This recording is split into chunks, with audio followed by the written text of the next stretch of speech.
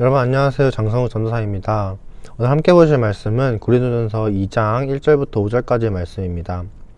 형제들아, 내가 너희에게 나아가 하나님의 증거를 전할 때에 말과 지혜의 아름다운 것으로 아니하였나니, 내가 너희 중에서 예수 그리스도와 그가 십자가에 못 박히신 것 외에는 아무것도 알지 아니하기로 작정하였음이라.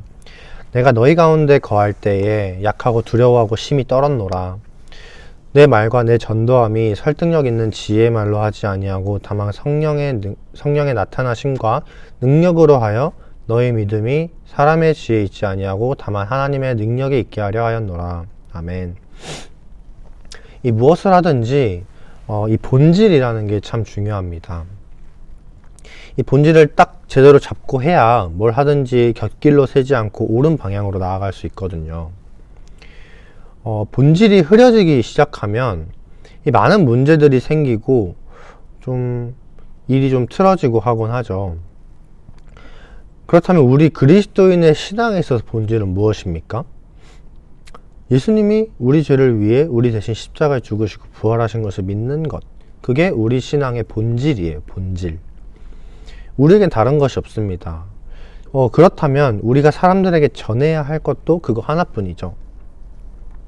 이걸 전하기 위해서 다른 잡다한 것들을 붙일 필요가 없다는 말이에요. 쉽게 말씀드리면 내 생각에 이거 하나만 딱 전하기에는 부족할 것 같아서 더 보충하기 위해 다른 지식들 덧붙일 필요가 없다는 얘기입니다.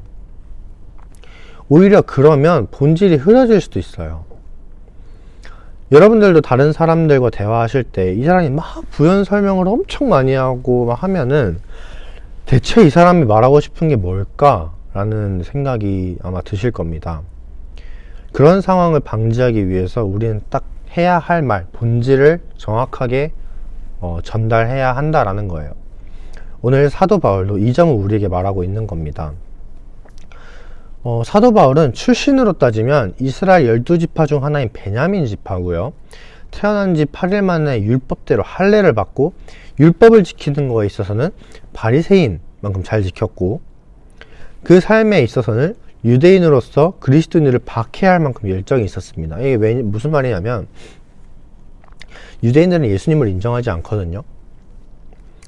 그렇기 때문에 예수님을 믿는 그리스도인들을 좋아하지 않아요.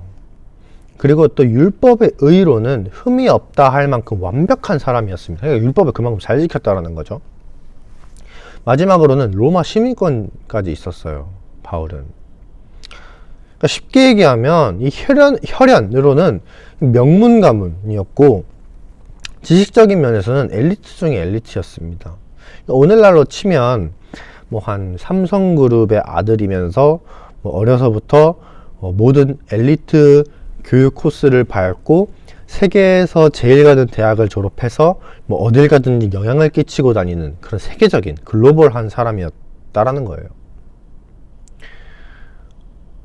이런 사람이 지적이든 경험적이든 말하고 싶은 게 얼마나 많고 할 수 있는 말이 얼마나 많겠어요.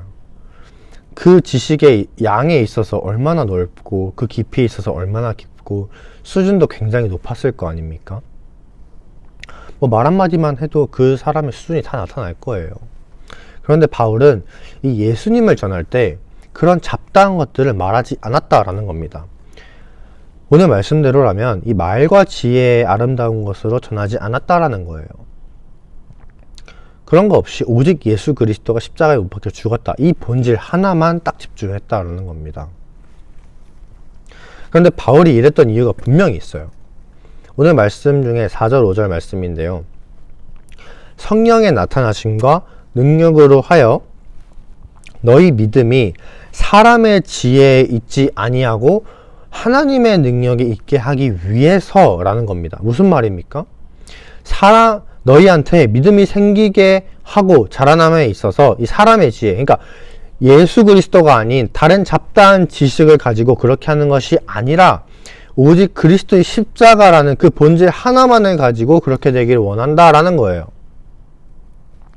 결국 본질에 있어서 이 본질을 흐리지 않게 하기 위해 그렇게 했다는 거죠.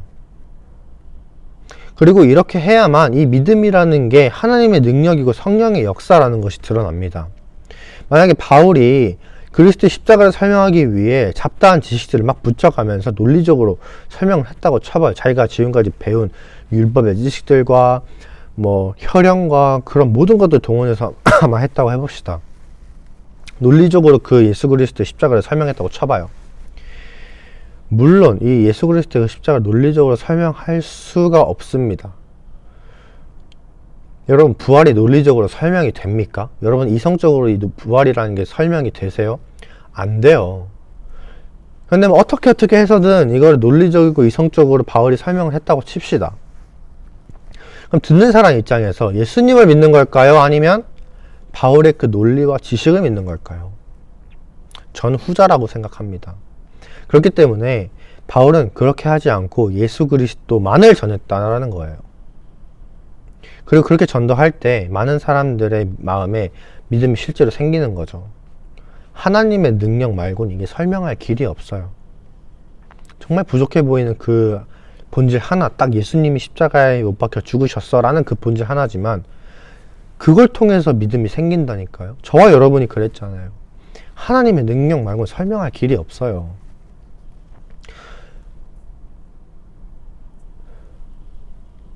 때로는 이 예수님의 십자가가 참 미련해 보이고 논리적이지 않고 이성적이지 않아 보일 때가 참 많습니다. 하지만 그렇다고 우리가 우리의 설명을 거기에 덧붙여서는 안 되는 거예요. 마음은 굴뚝 같아도 하고 싶은 말이 정말 많아도 뭐 내 생각에는 이러이러한 지식들 참 붙이면 더 좋을 것 같고 효과적일 것 같은데 라고 생각이 들지만 그럼 마음은 굴뚝 같아도 우리는 예수님의 십자가, 그 본질 딱 하나만을 전하고 거기서 멈춰야 됩니다. 그 이후에는 하나님의 능력에 의지하는 거예요. 이렇게 본질에 집중하시면서 하나님의 능력을 의지하고 그런 저와 여러분이 되기를 진심으로 소망합니다. 오늘 기도하실 것은 이 내 생각을 내려놓는 순종을 위해서 기도하셨으면 좋겠습니다.